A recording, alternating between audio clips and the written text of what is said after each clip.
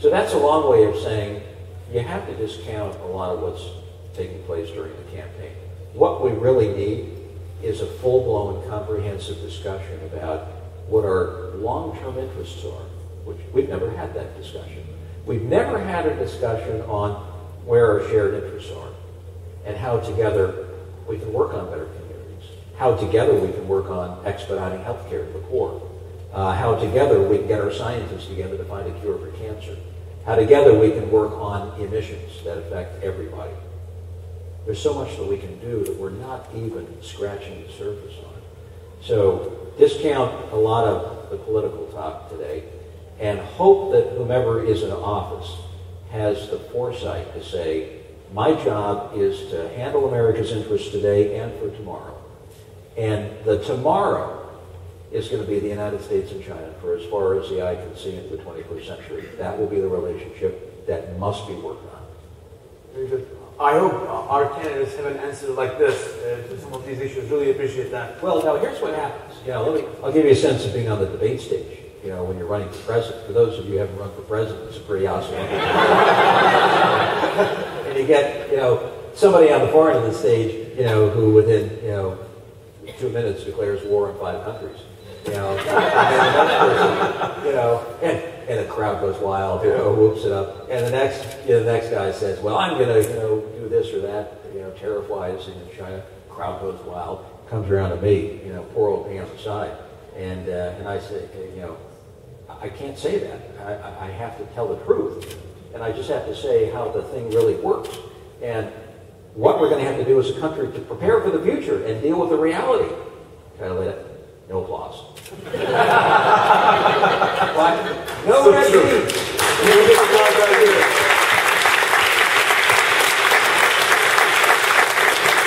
You have to overcompensate that today. So that's why I'm here with you today.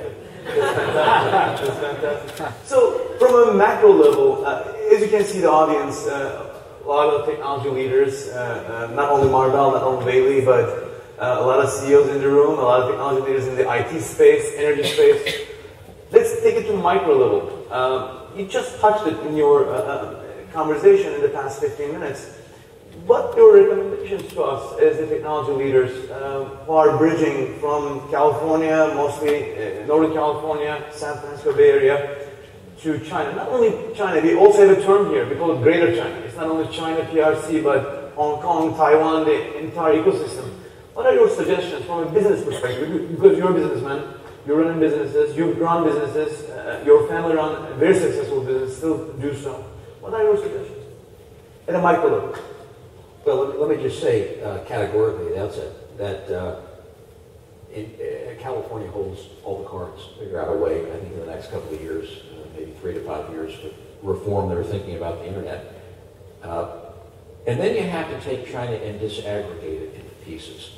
You have to say China's a big country, and within the country are a lot of components that are almost individual markets, and say you can't do everything together with China, but maybe there are some areas within China where we can establish some collaborative partnerships, and it might be the Dongbei, Manchuria, it might be the Shanghai region, it might be Hangzhou, it might be Tianjin, Beijing, it might be Guangzhou, it might be inland, where a lot of people are beginning to focus in the middle section.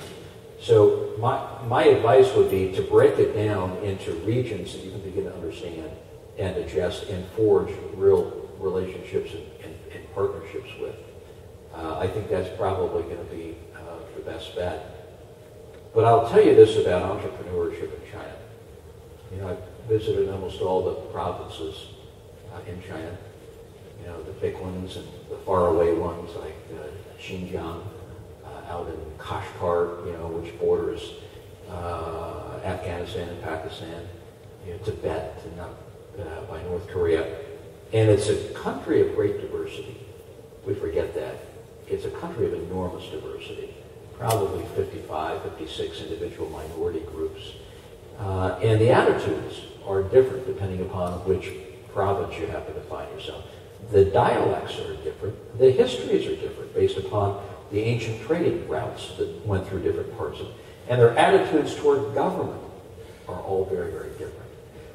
And so to say that we're just going to do something with China, you know, for those who know China, that's a tough thing to tackle. You got to step back from the map and say, we're going to disaggregate this thing called China and focus on a region that is kind of like California, compatible, maybe a coastal area like Zhejiang or Jiangsu, which is highly populated, advanced economy, and governments that can turn quickly, and folks who we can create alliances with.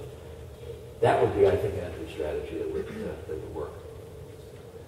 And beyond from a business aspect, let's talk about a little bit of the legal aspects of the business aspect. That's an area that we, as technologists and business people, sometimes, let's put it this way, requires a little bit more improvement. What are your suggestions on that front? Are we making progress? I know federal government is working on that a little bit. Are there other things we can do through public-private partnerships? Are there things that you can suggest and recommend to us? So the whole legal framework issue is evolving, and the intellectual property protection side is wanting. It needs improvement. And if they do go, they transfer their second or third rate technology and a fear that something's going to happen to a first rate technology. Now, I used to meet with entrepreneurs wherever I go, you know, in the regions. I'd always make it a point to meet with entrepreneurs because you get a sense of the power of tomorrow in China. You sit down with these entrepreneurs, and it's like, you know, billion. Maybe I could get some advice from Governor Huntsman about how to help American-born kids to better understand China. Should I translate it into Chinese for the audience? You know, this is a tall order, and I won't share my experiences with Congress people coming to China. It's not happy.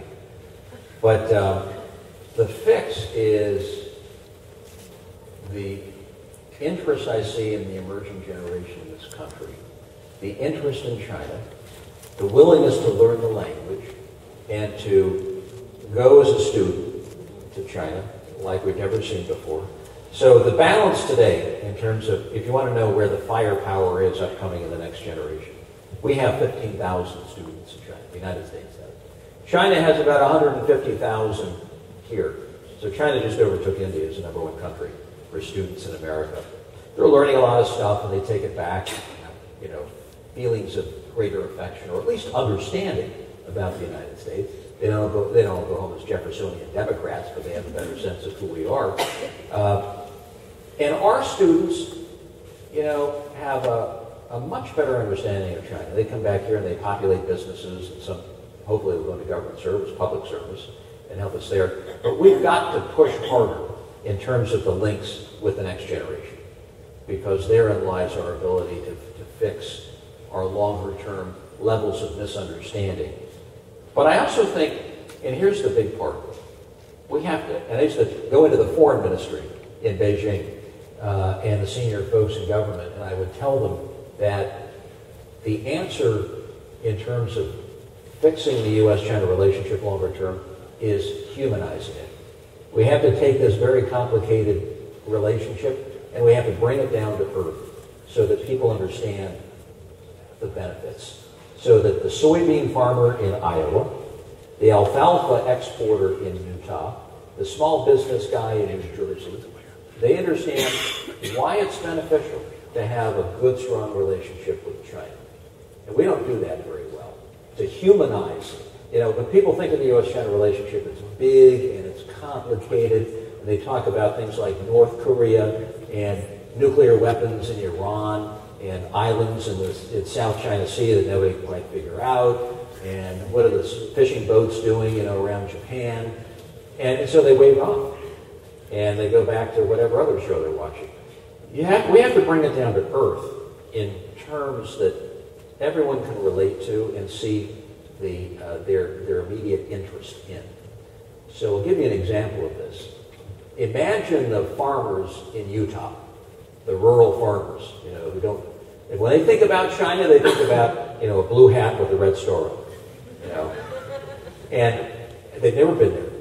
And when we started exporting, when the market opened in China on the agricultural side, and they started exporting alfalfa to China, the farmers in Utah, it went from China the unknown and China the feared to China the customer and China the friend. And all of a sudden, it became a transaction and a customer-supplier relationship. And it changed not only the farm, but the town around the farm, because they started seeing that there were benefits in the relationship. It's that kind of thing we need to see more of. So when Xi Jinping, who's going to become the next leader of China, came here to the United States a few months ago, and he went to Iowa to visit a family, I thought, right on. That's what the next leader of China should, not New York, not Washington, D.C., you know, not Los Angeles, Iowa. And so the people of America can see the next leader of China. You remember when Deng Xiaoping went to Texas and he put on a hat, cowboy hat? 1979. Everybody remembered that picture. Everybody, because it humanized Deng Xiaoping. And Xi Jinping kind of started that same thing by going to Iowa. You know, and we need to have our officials, our governors, our mayors, our president, go to, you know, Gansu, or go to Anhui, or go to Liaoning, and meet with ordinary people. Because it doesn't matter where you go today, the media will follow, and they will show you in a setting that humanizes things. So that's where our focus needs to be. Not big, intimidating rooms in New York and Washington talking about big, intimidating, incomprehensible issues. We're talking about issues that people understand. Thank you. Any other questions? Right there. Hi, my name is Yin Yin. I'm from Silver Spring Networks. I'm also a proud alumna of the Huntsman program in International Studies and Business right at Penn. Right and on. Lived in Beijing while you were ambassador there. We've actually met before. I remember, you probably don't, but I have a picture to prove. When you resigned prematurely, we were all wondering why, since you have a strong connection to China. Then we found out it was something minor called the presidential race. So we're wondering, in what capacity do you plan on promoting cross-border relationships going forward, since you no longer have an official title called Ambassador to China? Good question. Well, let me just say that when you run for office and when you're U.S. ambassador, you don't get to have conversations like this. You know, you're generally behind closed doors. You're in meetings that nobody can attend. You're sometimes in buildings that nobody can get in. And you don't get to talk broadly about the relationship. I probably had more conversations with average Americans and business people since I got out of politics, you know, several months ago, about China than all the years combined over the last 30 years, because you're a private citizen and you can just have conversations about where we are. And we don't have a lot of former ambassadors still running around who are doing that. I wish we had more. But I thought it was important when people ask, and you get a lot of business groups and universities who are interested in the subject matter, to at least get out and talk about it and reflect on the reality, you know, where we are, what makes up the relationship, what we need to do to prepare, so you're not driven by the sound bites on TV, which are completely hollow and artificial and untethered from reality. So doing this, I think is about the best I can do. I serve on a few foreign policy groups, you know, that also will help things. But I hope that through this kind of interaction, that and others who are willing to do the same thing, that we kind of ratchet up the level of debate in this country about where we are. Thank you. Good question. Question right there. Hi, I'm Josh Stolaroff from Lawrence Livermore National Laboratory. And Governor, you mentioned before that China is now the largest emitter of greenhouse gases. They recently surpassed us in that dubious distinction. Can you talk about how that changes the dynamics of global climate change mitigation? And is there and what is the path forward for global climate change mitigation?